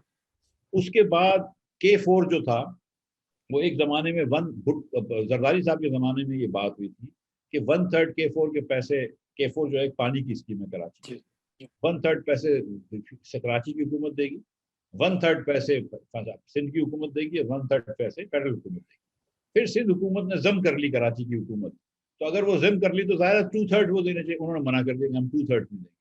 तो फिर आधे पैसे हमने दिए, फारूक सत्तार साहब ने उस जमाने में एमक्यूएम के सदर होते थे, उन्होंने कहा तो मियां साहब ने कहा ठीक है, आधे हमने दिए, आधे पीपल्स पार्टी ने दिए, लेकिन हमने एक उस वक्त शर्त रखी थी। ये 8 अरब से शुरू हुआ था, जब हमने बात करी तो 25 अरब तक तो ये प्रोजेक्ट पहुंच चुका था। हमने कहा था 25 तक के आधे 12.5 हमसे ले लो, उसके ऊपर हमारी जिम्मेदारी। अब ये 40-50 तक पहुंच गया, जी और जब ये बन जाएगी K4 तो उसके बाद पीछे से पानी भी नहीं होगा, ये भी मैं आपको प्रोटेक्ट कर रहा हूँ। फिर लड़ाई होगी कराची की और इंटीरियर सिंध की, पानी किसका है। तो जब मैं फाइनेंस मिनिस्टर था कुछ महीनों के लिए, तो मैंने अपने बजट में कहा था कि हम जो सामने समंदर है कराची में, हम इधर जो है वो डीसेल के प्लांट्स लगा दें, 5 करोड़ गैलन के शुरू करेंगे और पानी ले आएंगे कराची। कोई इतनी बड़ी बात नहीं, 35 पैसे पड़ेगा यार, दफा करें, इतने कोई पैसे तो नहीं लगते। मैंने कहा फेडरल गवर्नमेंट की गारंटी है, हम फेडरल गवर्नमेंट की गारंटी देंगे, ये मैंने डाल दिया था बजट के। उसके बाद पीटीआई वालों ने भी ये काफी करा, आरिफ अलवी साहब भी ये कहते थे हमारे कहने के बाद, लेकिन ऑब्वियसली करा तो नहीं। एक तो ये लोग जो है ना, सच्ची बात है कि नाअहल भी बहुत है, इनको काम भी नहीं आता, लेकिन इनका कोई वो भी नहीं है। अब जो आप बात करते हैं कि लाहौर को पैसे मिलते हैं, बिल्कुल लाहौर को पैसे एक नहीं मिलता। वफाकी हुकूमत जो है वो पंजाब को पैसे देती है, वफाकी हुकूमत सिंध को पैसे देती है, उस सबको बराबर पैसे मिलते हैं हर सूबे को, एक फार्मूले के तहत, एनएफसी के फार्मूले के तहत। उसके अलावा सिंध के पास और भी बहुत वसाइल है, कराची से बहुत टैक्स मिलता है इसको, उसको ऑयल एंड गैस के पैसे मिलते हैं, लेकिन कोई काम तो करे ना, कोई काम करने वाला तो हो, क्या उनका मकसद है। और फिर मैं आपको माजरत के साथ ये कहूंगा कि ना सिर्फ पीपल्स पार्टी ने काम नहीं किया, एमक्यूएम ने भी कोई काम नहीं किया। एमक्यूएम भी इधर आई है, मैं जिधर बल्दिया में रहता हूँ, जो एमक्यूएम कहती है पीपल्स पार्टी के बारे में वो सही कहती है कि Peoples Party is actively discriminated against the people of Karachi, but then MQM is also actively discriminated against some people of Karachi. जो एरिया में जिधर से वो नहीं जीतते थे, जहाँ पे पंजाबी बोलने वाले, पश्तून बोलने वाले, पश्तो बोलने वाले, हजाराबाद रहते थे, उधर उन्होंने भी काम नहीं किया। तो थोड़ा सा अपना कोalition को बड़ा करना चाहिए था, ये इन्होंने भी नहीं किया। और पीपल्स पार्टी ने तो उनको वोट ही नहीं मिलते कराची से। अब कोशिश कर रहे हैं कि वो वोट लेंगे, अल्लाह करे कि शायद कुछ काम कर लें, अल्लाह करे। ठीक है सर, तंजीम साजी के बारे में सवाल किया था मैंने एक और आपसे, आपकी क्यों नहीं है ग्राउंड कराची में? सर कराची के अंदर हमारे 7 डिस्ट्रिक्ट हैं, उसमें 7 के 7 डिस्ट्रिक्ट में सदूर हैं, सेक्रेटरी जनरल हैं, हमारी सिटीज़ के अंदर तंजीम है। हमारी सिटी से मुराद है कि हम जिसको हमारे एक कुछ डिस्ट्रिक्ट्स में हमारे यूनियन काउंसिल के भी नंबर आ रहे हैं। हम जैसे हम देखें 2-3 डिस्ट्रिक्ट में हम बहुत कच्चे हैं, हम सेंट्रल डिस्ट्रिक्ट में बहुत कच्चे हैं। ये सेंट्रल डिस्ट्रिक्ट जो है, सेंट्रल डिस्ट्रिक्ट नाजरबाद, लियाकताबाद, इधर हम बहुत कच्चे हैं। हम वेस्ट में कच्चे हैं, औरंगी वगैरह में कच्चे हैं, लेकिन हम केवाड़ी में बहुत स्ट्रॉन्ग हैं, जिसमें बल्दिया आ गया, जिसमें आपके दूसरा शेरशाह वगैरह का एरिया आ गया। हम मलीर में स्ट्रॉन्ग हैं, हम कोरंगी में स्ट्रॉन्ग हैं, अल्लाह ताला की मेहरबानी से। और हम ईस्ट के अंदर, डिस्ट्रिक्ट ईस्ट में जहाँ पे मैं रहता हूँ, इधर भी हम ठीक हैं, स्ट्रॉन्ग हैं। तो हम कोशिश कर रहे हैं, हम ब्रेक थ्रू कर रहे हैं। मैं समझता हूँ कि मैं इलेक्शन जीत गया था। हमने एमक्यूएम से ज़्यादा वोट लिए, पीएसपी से ज़्यादा वोट लिए, टीएलपी से ज़्यादा वोट लिए, पीटीआई से ज़्यादा वोट लिए, और पीपल्स पार्टी से तो मैं एक्सपेक्ट भी नहीं कर रहा था कि वो जीत जाएगी, तो पता नहीं कहाँ से जीत गई। तो हम इंशाल्लाह ताला आप देखेंगे, मैं मोहम्मद जुबैर, हम दोनों तो बड़ी कोशिश करते हैं कि कराची में आगे लेकर आए मुस्लिम लीग को। और हम ये समझते हैं कि अगर हमको अब ये चिकन एंड एग है, एक मरतबा हमको कोशिश मौका मिलेगा तो इंशाल्लाह काम करके दिखाएंगे, लेकिन मौका भी नहीं मिल रहा। हैविंग सेड दिस, मैं आपको एक बात बता दूं कि ये रियलिटी है। अगर हम पंजाब से 120 सीटें जीतते हैं और कराची से 0 जीतते हैं, तो फिर तो अल्लाह का नबी चाहिए जिसकी फोकस इक्वल हो। हम वो नहीं, मैं सीधी सीधी बात करूँ, ठीक है। हमारा एमएनए जो जहां से जीतता है वो वहीं से काम करेगा ना, उसी एरिया में अपने काम करेगा ना। तो मतलब हम हर जगह से वोट मांगते हैं। कराची की 21 की 21 सीटों में हम इलेक्शन लड़े थे, तो कहीं अगर 1-2-4 सीटें जीत जाते तो काम भी करके दिखाते। आज भी मैं बल्दिया होके आया हूँ, ठीक है, आज भी हम काम कर रहे हैं, हम कराची के अंदर काम कर रहे होते हैं, मेहनत कर रहे होते हैं, और हमारे पास अल्लाह की मेहरबानी से अब एक लीडर जो, अगर मियाँ नवाज शरीफ को या मियाँ शहबाज शरीफ को इतनी पजीराई कराची में नहीं मिली, तो मैं समझता हूँ कि मरियम को पजीराई मिलेगी कराची। मेरी मेरी अल्लाह ताला से ज़ात से उम्मीद भी है, और मुझे लगता है ये, तो मैं समझता हूँ कि over the years Maryam has time ना, मरियम इंशाल्लाह आप देखिएगा कि 5-7 साल के अंदर हम कराची के अंदर एक बहुत लंबा इनरोड कर सकेंगे। तो कभी आपने सोचा कि कराची में आप लोगों को पजीराई क्यों नहीं मिली? इससे पहले पीपल्स पार्टी भी जीतती रही है, दूसरी पार्टियां भी जीती हैं, सिर्फ एमक्यूएम नहीं जीती कराची से। सर मैं 1970 से इंतखाबात फॉलो कर रहा हूँ, पीपल्स पार्टी कब जीती है? मतलब कुछ इलाके उनके जरूर हैं। सर मेरी गुजारिश है, 77 में जब पीपल्स पार्टी ने, भुट्टो साहब ने जब सपोजिटली बेईमानी भी करी थी, जो भी हुआ था, लेकिन उसमें भी 11 सीटें थी, पीएन ने 9 जीती थी। 2 सीटें जीती थी लियारी से और कोरंगी से, एक अब्दुल हफीज पिजादा जीते थे, लियारी से अब्दुल सत्तार गबोल जीते थे। सही। बाकी जो 3 सीटें जमीयत उलमा पाकिस्तान जीती थी, मौलाना शाह अहमद दुरानी, हनीफ तैयब साहब, अपने शाह फरीदुल हक और मौलाना मुस्तफ़ा अल अजहरी। मैं नाम इसलिए बता रहा हूँ तो आपको पता चले कि मैं थोड़ी सी ये चीज़ें याद रखता हूँ जी हाँ, जी हाँ, जी बिल्कुल, याद तो मैं भी। तो उस वक्त से अब मतलब नहीं जीत रहे हैं, और अब वही चिकन एंड एग का प्रॉब्लम है। हम्म, और उसके बाद जब एमक्यूएम एक मरतबा आ गई, अच्छा, अब जब एक एमक्यूएम ने बाइकआउट किया तो उसको हम 2-4 सीटें जीते थे। दोस्त मोहम्मद फैजी साहब जीत गए थे हमारे, अबू बकर शेखानी साहब जीते थे हमारे, कैप्टन हलीम सिद्दीकी साहब जीते थे हमारे साइड से, वो भी एक जीते, तो 4-5 सीटें हम जीते थे। उस जमाने में हम कराची आइट्स की सेकंड चॉइस होते थे, after MQM they would vote for PML. अब अब ये कुछ मेरा भी फेलियर है, मैं आई एडमिट दिस, कि मैं 13 साल से 14 साल से मुस्लिम लीग नून में, अल्लाह ताला की मेहरबानी से मुस्लिम लीग नून के अच्छी एशेलॉन्स के अंदर मेरी आवाज़ पहुंचती है, हर जगह मेरी आवाज़ पहुंचती है। मुझे कराची के अंदर थोड़ा सा मुस्लिम लीग नून को हर कम्युनिटी में वो कर लेना चाहिए, वो मैं नहीं कर पाया, जुबैर नहीं कर पाया। हमको और कोशिश करेंगे, लेकिन भाई हमारे पास कोई ऑप्शन नहीं है। हम इंशाल्लाह मेहनत करते रहेंगे, अल्लाह ताला ने चाहा कभी ना कभी थोड़ी हमारी भी अकल आ जाएगी तो इंशाल्लाह बेहतर कर लेंगे। एक बात है आपकी मिर्जा साहब, मैं उस पे एक सवाल करना चाहूंगा कि शख्सियत परस्ती, यानी कि हमारे साउथ एशिया में जो है ना, वो बड़े सगीर में, यानी कि वो बड़ी कॉमन है। मुझे एक बात बताएं, पीएमएलएन में क्या नई लीडरशिप क्रिएट करने का कोई सिलसिला नहीं है, या it has to be a dynastic सिलसिला के, आई मीन मरियम ने, बिलावल ने फॉर एग्जांपल, सही, और ये कि साद रिजवी हो गए, मौलाना गफूर के बेटे हो गए, और असफंद यार वली के जो है खानदान के लोग हो गए, ये इन औलादों ने ऐसा क्या किया जिसकी वजह से इन्हीं को लीडरशिप मिलनी चाहिए? और for example why not people like yourself? It's a very good question.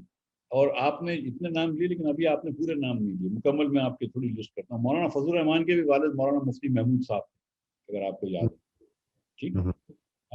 एक हमारे यहाँ पार्टी है जमात इस्लाम, ठीक है, जिसके अंदर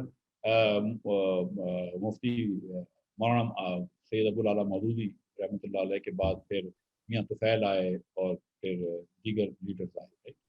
फिर ये अभी अभी सिराजुद्दीन सिराज साहब हैं, उनसे पहले मुनव्वर फारूकी साहब। बाकी ये हम जिसको पॉलिटिकल पार्टीज कहते हैं, पॉलिटिकल पार्टीज जिस तरह अमेरिका में है, मिसाल के तौर पर, मुझे ज़्यादा कनाडा का नहीं पता, लेकिन अमेरिका में 10 साल रहा हूँ तो मुझे ज़्यादा पता है कि जिस तरह एक रिपब्लिकन और एक डेमोक्रेटिक पार्टी है, एक राइट ऑफ सेंटर है, एक लेफ्ट ऑफ सेंटर है, एक सोच है, उसमें लोग आते हैं चले जाते हैं।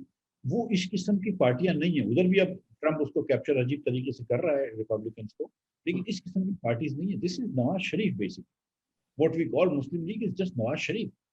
आज अगर नवाज शरीफ ये पार्टी छोड़ दें और अपनी नई पार्टी बनाए तो सारे वोटर हमारे उधर चले जाएंगे। तो नवाज शरीफ की पर्सनैलिटी को लोग वोट देते हैं।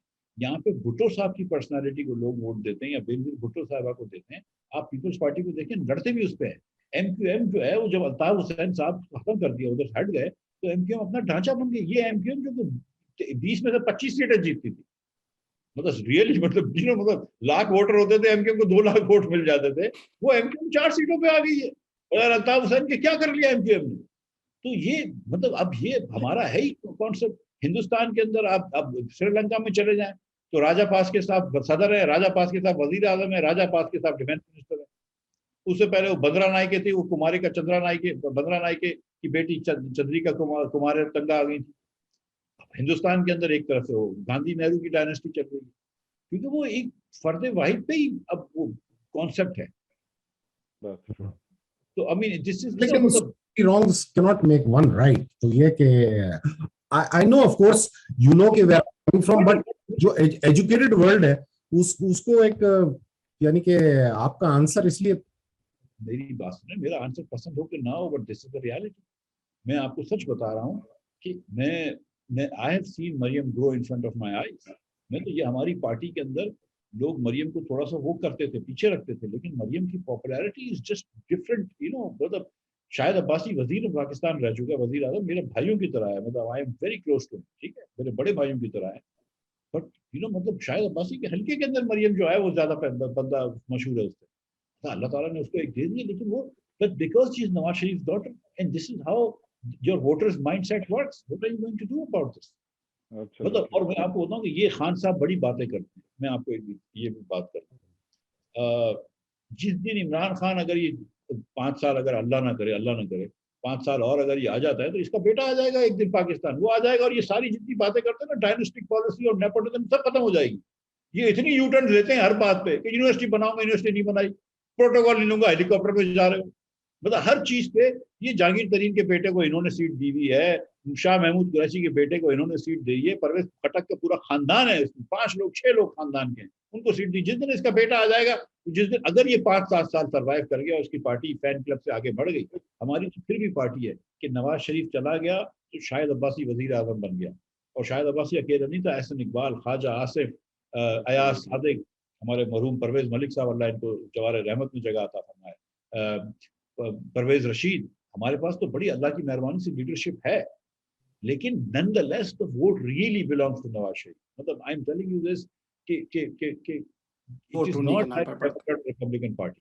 It is a very different concept of political parties in Pakistan. right. अच्छा मिफ्ता साहब, एक कुछ अरसे पहले जो है अपोजिशन जमातों ने एक तहरीक स्टार्ट की थी, और उसका तहरीक का खात्मा जो है ना, वो PMLN और PPP के दरमियान इख्तलाफात पे हो गया, जी, आगे नहीं चल सकी। अब ये दोबारा एक नई तहरीक का ऐलान किया गया है। आपकी राय में इस दफा क्या फर्क है जो पिछली दफा नहीं था, और क्या अब ये कामयाब होगा?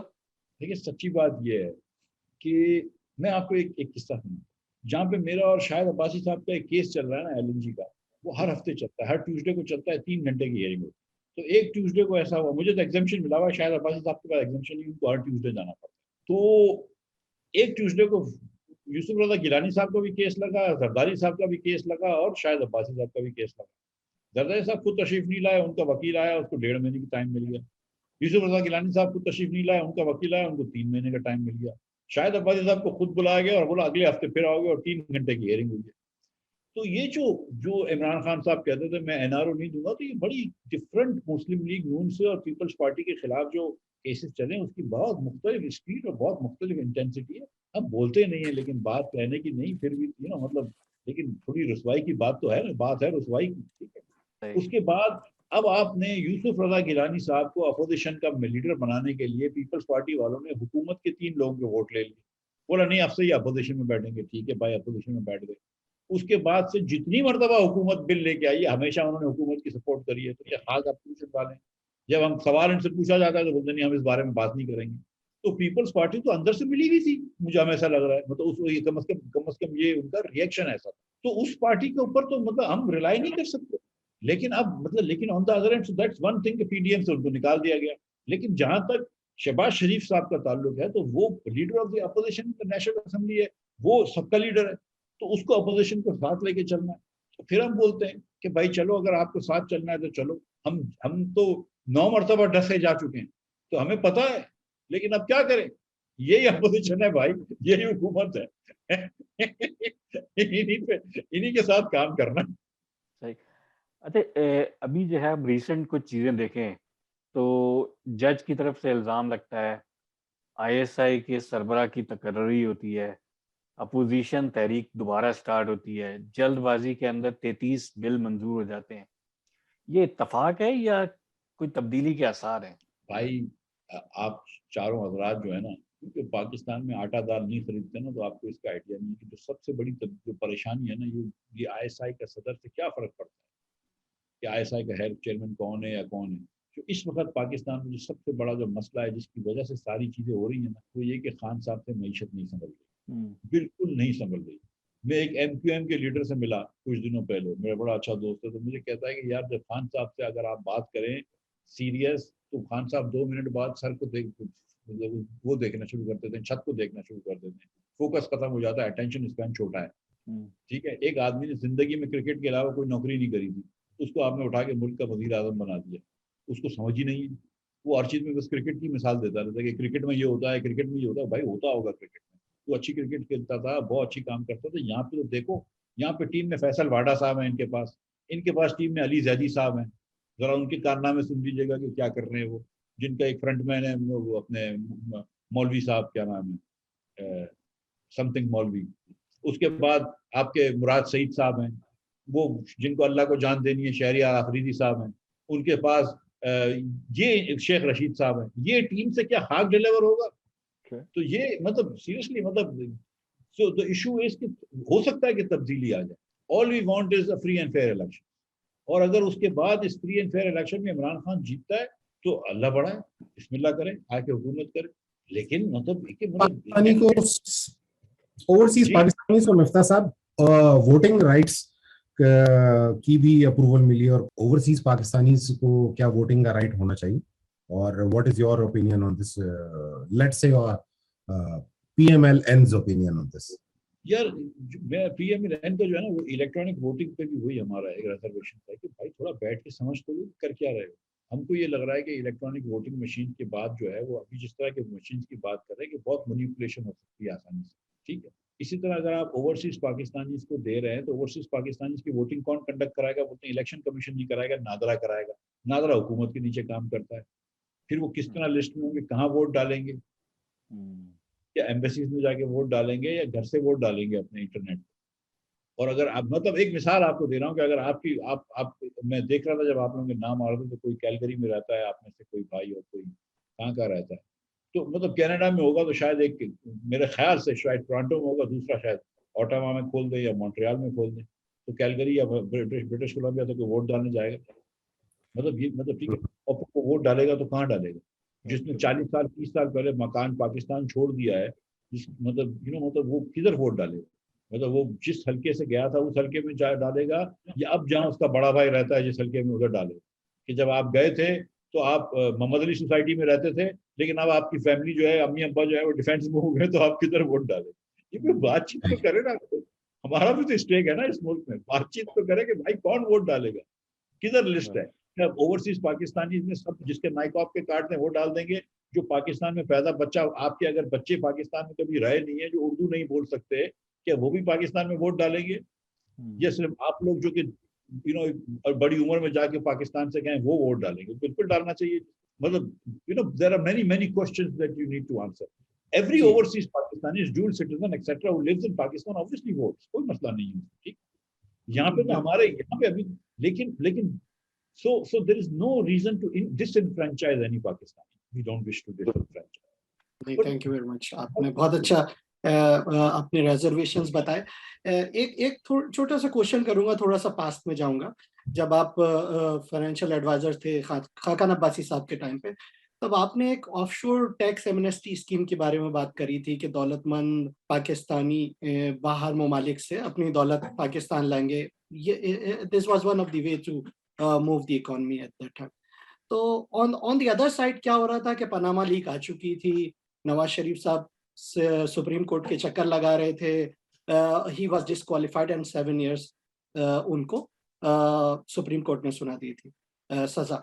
तो आप जब आपके लीडर के साथ ये सिचुएशन चल रही है, फिर आपकी बात कोई क्यों सुनेगा? थोड़ा सा जस्टिफाई करिए प्लीज। अरे भाई, जस्टिफाई तो उसको मैं करूंगा ना, वो चीज कामयाब नहीं हुई। That was the single most successful amnesty scheme in the history of Pakistan. जितने पैसे हमने उस स्कीम में कमाए थे, तो कभी पाकिस्तान हुकूमत की किसी स्कीम में नहीं आए। तो वो तो हुआ है अल्लाह ताला की मेहरबानी से कि वो स्कीम जो थी was very very successful, and I think 150 अरब रुपया हुकूमत पाकिस्तान ने उसके एवज जमा किया, और पता नहीं कितने लोग आए थे। और उससे नवाज शरीफ को कोई ताल्लुक नहीं था। बाय द वे, नवाज शरीफ को अकामे पे निकाला गया, पैनामा लीक्स किसी चीज़ पे नहीं निकाला गया।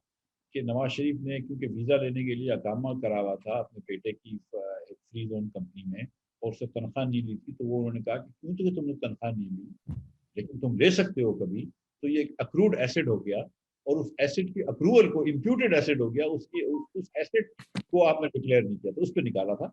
कमिंग बैक, तो वैसे by the way no member of parliament, हमारी जो एमनेस्टी थी उसमें कोई भी मेंबर ऑफ पार्लियामेंट, कोई भी एसएपीएम, कोई भी एडवाइजर, कोई भी वो क्वालिफाई नहीं था। हम, नवाज शरीफ, मैं, शायद अब्बासी, हम में से कोई भी एमनेस्टी ले नहीं सकता था, और ना किसी ने दी है। तो हमारी एमनेस्टी तो क्लियरली पब्लिक ऑफिशियल्स को बाहर रखती थी। खान साहब के पास दूसरे साल जो एमनेस्टी आई है उसमें ये मेरे ख्याल से प्रोविजन नहीं था। उसमें उन्होंने काफ़ी लोगों को, हुकूमत के लोगों को भी इजाज़त दे दी थी कि वो एमनेस्टी दे सकें।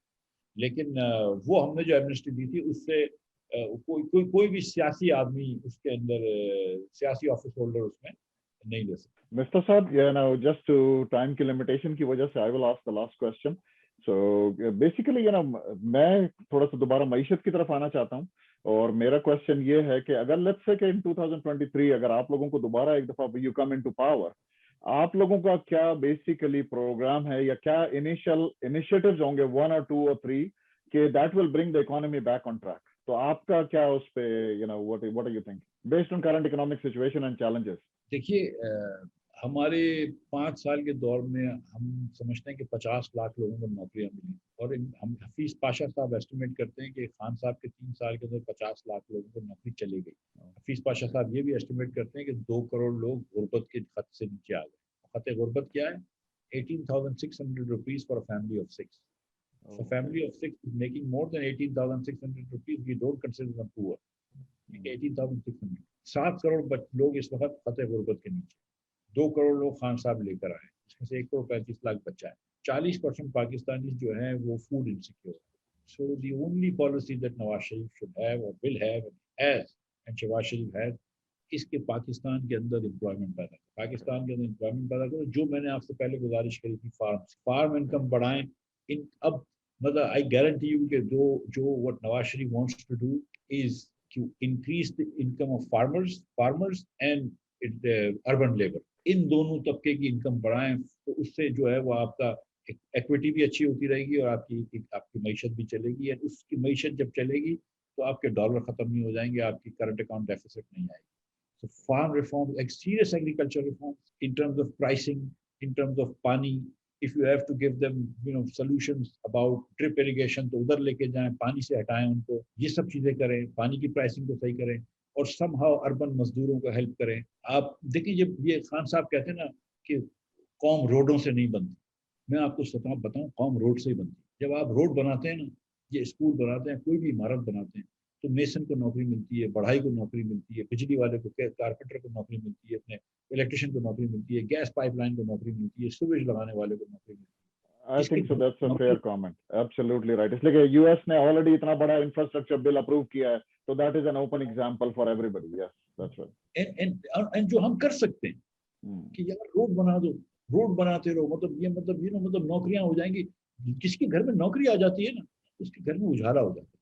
और खुदा की कसम को जब, और जिस मुल्क में अनएम्प्लॉयमेंट बेनिफिट इंश्योरेंस ना हो, जिस मुल्क में कोई सोशल सिक्योरिटी नहीं हो, कि भूखा मर रहा है आदमी तो हम किसी को नहीं देते। ये तो अल्लाह ताला की मेहरबानी है ईमान से कि पाकिस्तान में इतनी चैरिटी होती है कि 1 लाख आदमी तो रोज ये सैलानी वाले खाना खिलाते हैं, और पता नहीं कितने लोग, मुखय्यर लोग जो है वो काम करते हैं। तो ये, और हमारे ओवरसीज पाकिस्तानी भाई जो हैं और बहनें जो हैं हमारी, वो भी, आप लोग भी कितनी चैरिटी पाकिस्तान में करते हैं। Thank you for that, for your kindness. But the point is कि government should just provide jobs. So Muslim League agenda is to this time empower poor people, both farmers and urban poor. Absolutely. Thank you very much again, Mr. Bhai, for your time, and it was a great discussion. और बहुत मजा आया, काफी informative था। Again, just sitting out इतनी दूर अपने मुल्क से, and gathering this information is really very informative. And again, इसको हम spread out करेंगे। और again, thank you. I would like to thank you again for your time. बहुत शुक्रिया। आज आने का आपका बहुत बहुत शुक्रिया। और ये कि we hope we can have more sessions like this, and ये कि I specially am very pleased to meet you, and इतने इंटरैक्टिव क्वेश्चंस के साथ, I mean I'm truly impressed by your candor and your approach towards answering the questions. God bless. Thank you, sir. Thank you. Thank you very much. Thank you. Thank you very much, Mr. Bhai. Thank you. Thanks a lot. So.